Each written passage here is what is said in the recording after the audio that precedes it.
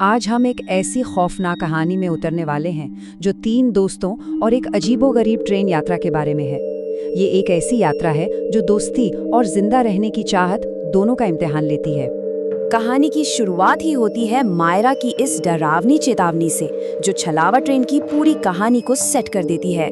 एक ऐसी ट्रेन जो सिर्फ मुर्दों को ले जाती है और जहां से कोई जिंदा लौट कर नहीं आता।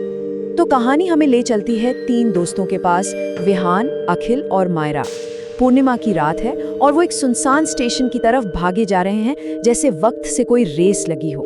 सोचिए, उनकी टैक्सी 60 की रफ्तार से भाग रही है। मायरा बार बार घड़ी देख रही है और डर से उसका चेहरा एकदम सफेद पड़ गया है।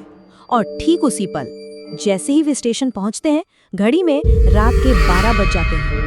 मायरा एकदम घबरा कर अपने दोस्तों को एक पुरानी कहानी के बारे में बताती है। वो कहती है कि पूर्णिमा की रात 12 बजे के बाद जो भी इस स्टेशन पर आता है उसे छलावा ट्रेन लेने आती है, एक भूतिया ट्रेन जो सिर्फ लाशों से भरी होती है। लेकिन मायरा के इस खौफ का विहान और अखिल पर कोई असर नहीं होता। उल्टा वो उसका मजाक उड़ाते हैं। अरे तुम अब भी भूतों में मानती हो? और फिर जोर जोर से हंसने लगते हैं। उनके मजाक के बीच ही तीनों उस डरावने खामोश स्टेशन के अंदर चले जाते हैं और तभी घने कोहरे को चीरती हुई एक पुरानी लकड़ी की ट्रेन प्लेटफॉर्म पर आ लगती है। ट्रेन के उस पुराने इंजन पर कोई नाम नहीं था। उस घने सफेद कोहरे में सिर्फ एक नंबर साफ साफ चमक रहा था, 13। और तभी दरवाजे पर एक कंडक्टर दिखाई देता है, आंडूनाथ। उसकी मुस्कान इतनी बनावटी और डरावनी थी और वो जिस तरह मायरा को घूर रहा था, उसे देखकर तीनों को बहुत अजीब महसूस होने लगा। जैसे ही उन्होंने डिब्बे के अंदर कदम रखा, उनकी नजर दूसरे यात्रियों पर पड़ी, जो सबके सब एकदम जमे हुए थे। सबने पुराने अंग्रेजी कपड़े पहने हुए थे और उनकी त्वचा बर्फ की तरह सफेद थी। वो अपनी सीटों पर ऐसे अकड़े हुए थे जैसे उनमें जान ही ना हो, एकदम बेजान।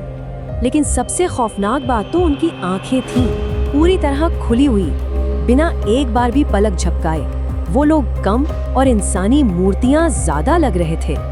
खैर, सफर शुरू होता है और बहुत जल्द एक भयानक मोड़ लेता है। दोस्तों को एहसास होता है कि ट्रेन किसी अनजान रास्ते पर जा रही है और विहान हिम्मत करके उन खामोश यात्रियों से बात करने का फैसला करता है।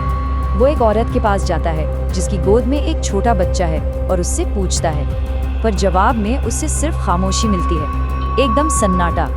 और फिर वो होता है जिसके बारे में किसी ने सोचा भी नहीं था। जैसे ही विहान उस औरत के कंधे को छूता है, उसे 440 वोल्ट का झटका लगता है और एक ही पल में उसका शरीर जलकर काली राख बन जाता है। तभी वो शैतानी कंडक्टर आंडूनाथ फिर से सामने आता है। उसकी आंखें लाल अंगारों की तरह चमक रही थी।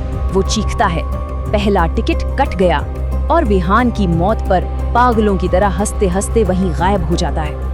अब डर पूरी तरह से काबिज हो चुका है। कहानी का फोकस बाहरी खतरे से हटकर इस बात पर आ गया है कि जिंदा रहने के लिए एक दोस्त दूसरे दोस्त की जान लेने को भी तैयार हो सकता है। मायरा को अपनी दादी की बताई एक बात याद आती है। इस ट्रेन को रोकने का सिर्फ एक ही तरीका है और वो बहुत भयानक है, खून की बलि। किसी जिंदा इंसान का खून ही इसे रोक सकता है। और यही कहानी अपने सबसे क्रूर मोड़ पर आती है।